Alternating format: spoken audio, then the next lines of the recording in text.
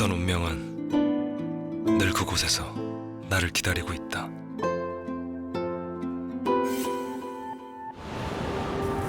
낯설게 그러나 강렬하게 하이브리드의 대담한 반전. 멋있다. 저분들이 저는 또 그 저기 뭐 유재석 씨가 하는 뭐 윤활유 이런 거 선전하시잖아요. 근데 제가 잘 몰라서 그런데 유재석 씨가 윤활유에 대해 잘 아시나요? 잘 모르실 것 같아요. 잘 모르실 것 같죠. 이분들도 참 이렇게 수리해보고 이런 거 뭐 안 해보셨을 것 같은데 잘 모르시는 분이 좋다고 그러는데 왜 사람들은 살까? 그냥 저분이 좋아서, 이미지가 좋아서. 이미지가 좋아요. 네. 이제 그거는 이제 커뮤니케이션 방송 쪽이고 저는 이제 돈이 왔다 갔다 해야지 경제학은 말이 되거든요. 이론이 있는데 뭐냐면 저분이 자동차를 잘 아시거나 못 아시거나 중요한 게 아니잖아. 저분이 유명하신 분들이잖아요. 맞아요. 저거 하면은 출연료 꽤 받으시죠? 그걸 받으시죠? 많이 받으시죠? 네. 그러면은 그게 무슨 얘기냐? 자동차 광고를 하는데 돈다발을 서울시청 앞에 쌓아놓고 석유견지구 불을 확 지르는 것과 똑같은 거라고. 왜냐하면 이 광고를 봤을 때 와, 저 회사가 저 광고에 돈 엄청 썼네. 맞아요. 라고 하는 거는 무엇을 의미해요? 알 것 같아. 그만큼 돈이 많다는 거는 많이 팔린다는 거 아니에요? 그쵸? 저렇게 광고했는데 제품이 안 좋으면 어떻게 돼요? 사람들이 한 번 사보고 안 살 거 아니에요? 그렇지. 그럼 저 돈 다 날려. 어. 근데 내가 바보겠냐? 그렇지. 나 바보 아니다. 그러면 여러분이 한 번 써보시고 계속 구입하셔서 내가 앞으로 돈을 많이 벌 거기 때문에 이런 미친 짓 같은 짓을 하는 거다. 그래서 그게 저 광고 만드는데 돈 많이 들었겠네. 저렇게 유명한 분들이 나오는 걸 보니까 라는 걸로 사람에게 믿음을 준다라는 거예요. 그래서 내가 정말 좋은 제품을 만들었는데 사람들이 몰라줘 라고 하면 이걸 시그널을 보내야 되거든요. 그 시그널을 보내는 방법이 여러 가지 있는데 하나는 이거고요. 옛날 중국 고사에 죽은 말에 뼈를 사라 이런 고사가 있습니다. 옛날에 연나라라고 조그만 중국 나라가 있는데요. 주변에 막 강대국이 있는데 젊은 세자가 이제 왕이 돼서 그래도 내가 왕이 됐는데 우리나라 한번 부국강병 해보고 싶은 거예요. 그래서 자기 부하 중에 그나마 제일 나은 곽외라고 하는 사람을 부릅니다. 그래서 야 곽외야, 내가 천하의 인재를 모으고 싶은데 어떻게 하면 되겠니? 라고 했더니 이 곽외가 들려주는 얘기가 있는데요. 옛날에 어떤 왕이 천리마, 지금으로 보면 뭐 좀 멋진 그 자동차죠. 천리마를 구하고 싶은데 그래서 부하를 시켜서 저기 어디 멀리 떨어진 지역에 천리마를 사오라고 그랬대요. 부하가 갔다 왔는데 사온 게 천리마가 아니라 말의 뼈를 갖고 왔대요. 그래서 이게 뭐냐 그랬더니 사러 갔던 천리마가 죽었대요. 그래서 빈손으로 오기가 뭐해서 돈 엄청 주고 그 뼈를 사왔다는 거예요. 그래서 왕이 화를 내면서 뼈를 뭐하러 사오냐, 이거 뭐에 쓰려고, 그리고 돈은 갔으면 어떡하냐 그랬더니 소문이 날 거라는 거야. 저 왕은 천리마에 미친 왕이다. 오죽하면 죽은 천리마까지 돈을 저렇게 주고 사느냐. 왜냐면 천리마를 가진 사람들은 천리마 사준다고 해서 왔는데 갑자기 값을 반으로 후려치면 아유 또 돌아가야 되면 이거 어떡하나 이럴 텐데 이 왕은 그럴 리가 없다. 이 왕은 천리마 가격을 높이 쳐줄 거라는 소문이 나서 천리마를 나중에 중국 천하에서 3마리나 샀다는 얘기가 있으니까 그 말은 뭐냐? 저를 대우를 잘해 주십시오. 저 연나라에서 좀 잘났다는 곽외를 저렇게 대우를 해주는 거 보니까 우리가 가면 어마무시한 대우를 받겠다라는 소문을 내면 된다라고 해서 그 곽외라는 인재를 막 대우를 해주니까 중국 각지에서 악이라는 유명한 장군을 비롯한 사람이 많이 모여서요. 사실은 그때 이 왕이 즉위했을 때 연나라가 엄청난 세력을 누리게 됩니다. 그래서 이렇게 정보가 막 넘치는 이런 사회에서 자기를 드러내고 싶지 않을 땐 좀 오버해서 남들이 하지 않는 미친 짓 같은 것을 해서 자기를 알리는 것도 좋은 거다라는 생각을 합니다. 여러분은 지금 뉴욕 가면 안전하다고 느끼시죠? 아니에요? 제가 80년대에 대학생 때 놀러 간 적이 있는데요. 그때 뉴욕은 정말 위험했어요.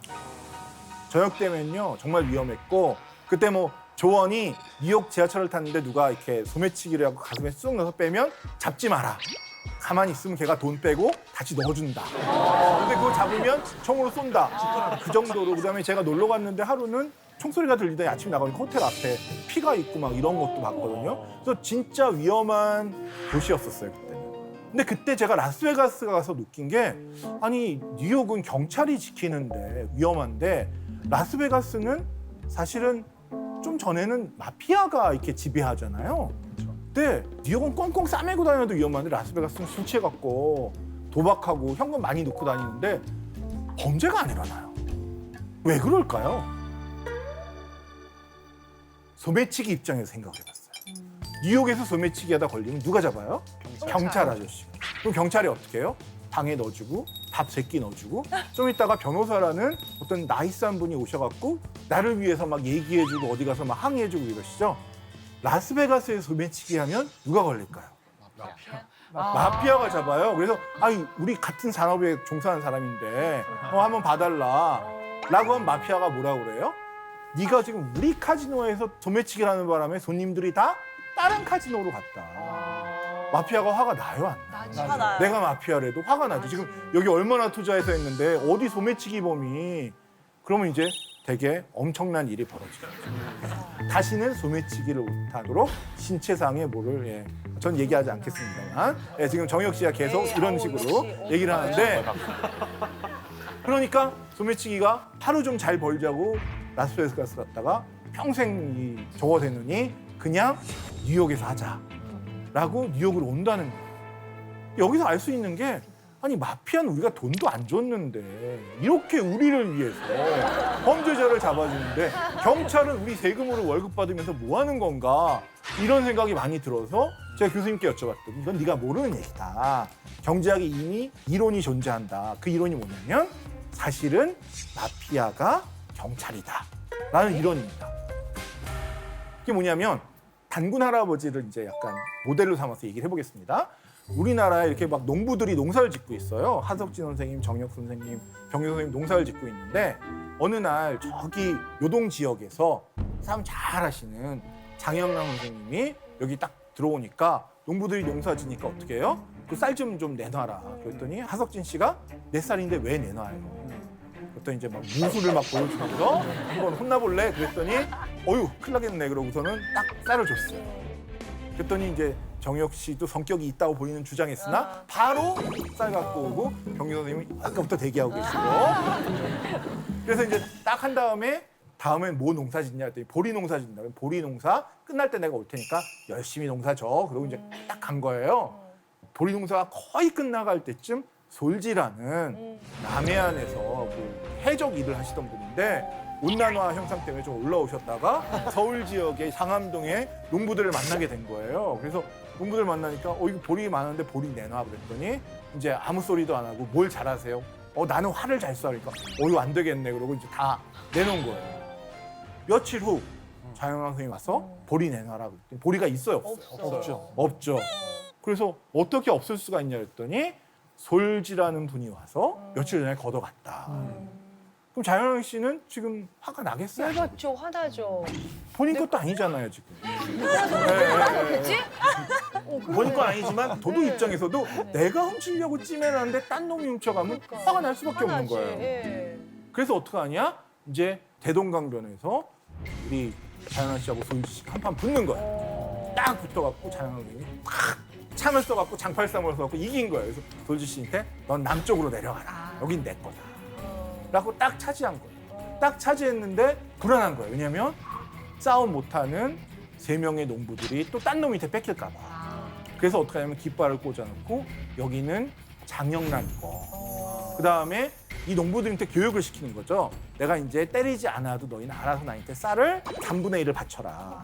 그 대신에 내가 제일 싫어하는 게 네가 딴 놈한테 뺏기는 거니까 딴 도둑놈이 오면 종을 쳐라. 그럼 내가 와서 그 도둑놈을 물리쳐 줄게. 이게 바로 국가의 기원이라는 거죠. 이 3분의 1씩 걷어가는 게 세금이고. 그래서 경제학적으로 봤을 때는 큰 도둑놈이 도둑질을 하다 보니까 도둑질을 당하는 사람을 내가 위해줘야 됐구나라는 걸 느끼는 거예요. 국가의 역할이 그렇게 시작됐다는 것이 경제학자 분의. 그래서 우리 단군 할아버지도 그런 의미에서 어떤 불곰파 조직이었는데 저기 무슨 백호파 조직을 누르고 한반도인 너희들은 불곰파에 속하는 거다. 백호파는 절대로 오지 못하게 해라라고 해서 탄생한 것이 우리 한민족의 한 국가가 아닌가 이런 생각도 좀 해봅니다. 얘기를 하다 보니까 저는 이제 저희 와이프를 무서워하는 상당히 와이프한테 핍박받고 언젠가 해방을 노리는 이런 위치긴 한데 가끔 와이프가 저를 많이 보호해 줄 때도 있어요. 그 실화가 있는데요. 또 이 실화가 또 한국의 외교 행정 역사에 또 한 획을 그은 저희 와이프가 그런 사람입니다. 오, 멋있다. 제가 이제 일본에서 교수할 때 애를 낳는데 저희 애가 하필이면 2000년 2월에 태어났어요. 2월 초에. 근데 그때 저희는 몰랐는데 주민등록법상 커다란 변화가 있었어요. 뭐냐면 남자는 1이고 여자는 2였는데 맞아, 남자가 사가. 3이고 여자가 맞아, 4가 된 거예요. 맞아. 근데 이제 일본에서 태어났는데 한국인이니까 한국 주민등록번호가 나오더라고요. 근데 여권이 없으면 불법 체류잖아요. 그래서 어떡하냐고 그랬더니 일본에 있는 한국 대사관에 가서 주민등록번호 알려주면 그 한국 대사관에서 여권을 발행해 준다고 해서 제가 우리 집이 좀 멀었거든요. 대사관까지 2시간 반이 걸려서 갔어요. 가갖고 딱 찍어 왔는데 주민번호가 3이 아니라 1이야. 에? 그래서 아니 이거 왜 1이냐 그랬더니 영사가 있는 프로그램이 성별 남자 치면 1이 딱 뜬대요. 나머지 쓰세요 이렇게 뜬대요. 그래서 아니 그래도 지금 3으로 뜨는 시기가 왔는데 애를 1로 찍어준 문제가 없냐 그랬더니 영사관 직원이 난 모르죠. 와, 진짜 이게 화난다. 어떻게 하시겠어요 그거? 애 문제. 그럼 저도 거기를 한번 뒤집고, 아이고, 왜 이러시는 거예요? 저도 모르죠. 네, 야, 너무 속상하니까. 그러니까 아이한테 아이에 대한 건 정말 더 예민해. 얘가 못 들어갈 수도 있는데. 그럼. 제가 마음이 약해요. 그래서 정말로 안 돼요. 정말로 안 된대요. 그래서 알았다고 아니, 왔어. 어떡해. 그래서 여기 집에 왔더니 와이프가 탁 보더니 이게 왜 일이야? 딱 이러는 거예요. 그래서 대사관에서 그랬다니까 갑자기 와이프가 이제 그러더니 전화기 갖고 오라고. 그래서 딱 대사관에 전화를 했는데 10분 후에 총 영사랑 통화를 하고 있대요. 근데 나는 역시. 여기 앞에 있는 직원분을 넘어서질 못하고 예 알겠습니다 그러고 왔는데 와이프는 전화해서 소리 몇 번 지르더니 잠시 후에 총 영사가 죄송하다고 막 이러는 거예요.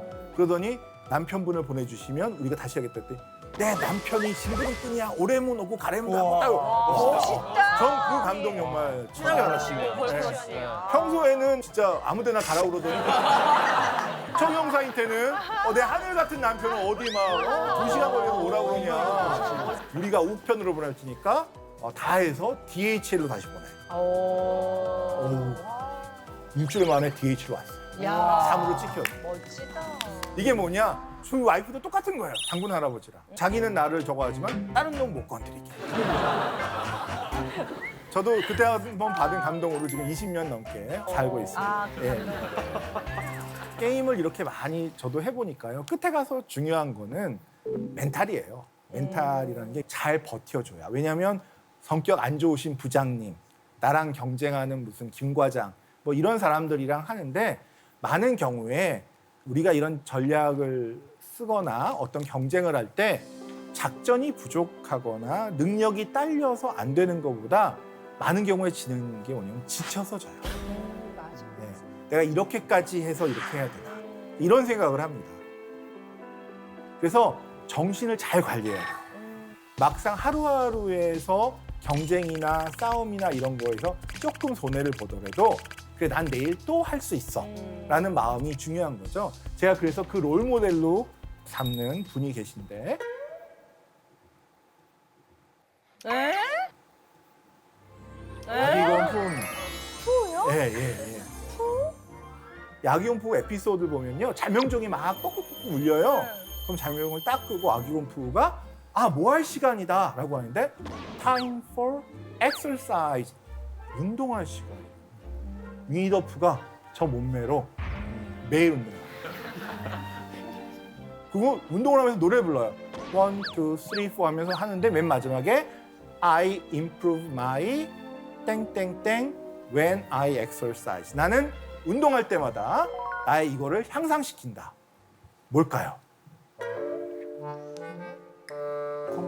건강하기 위해서, 건강을 향상시키기 위해서 또 몸을 깨우려고요. 몸을 깨우려고. 식욕? 많이 먹으려고. 식욕. 답이 식욕입니다. 위너프는 인생 목적이 딱 하나예요. 꿀을 많이 먹는.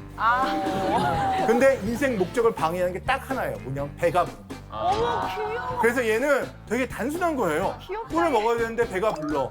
여러 가지를 해봤는데 제일 좋은 게 운동하고 먹었더니 더 먹을 수 있다는 거예요. 그러니까 지금 몸을 깨운다, 건강한다, 다이어트한다 이거는 벌써 우리가 삶이 쩔어 있다. 아이고야. 얼마나 괴로워요. 운동하면서도 괴로운 거야. 근데 위니더푸는 운동하면서 너무 즐거워. 왜? 내가 운동하면 꿀을 더 먹을 수 있기 때문에. 귀여워. 이게 뭐냐면 위니더푸는 자기 몸이 원하는 대로 하는 거예요. 위니더푸는 결코 지치질 않아요. 왜? 모든 행동이 자기가 원해서 하는 거기 때문에. 그래서 이렇게 즐기면서 게임을 하는 사람을 다른 사람은 이길 수가 없다라는 거예요. 우리가 인생을 오래 사는 것 같지만 끝에 인생을 뭘 맨날 승진하고 잘 되고 이윤 많이 올려도 끝에 가서는 다 죽어요. 맞아요. 네, 맞아요. 다 죽는데 우리가 괴로워하며 살 필요 없고요. 맞아요. 이것도 인생의 하나의 큰 게임이라고 보면 이 게임을 우리가 컴퓨터 게임 하듯이 즐기면서 살면 게임 자체도 즐거워지고 그러고 게임도 더 많이 이길 수 있다. 이제 이런 생각을 해봅니다.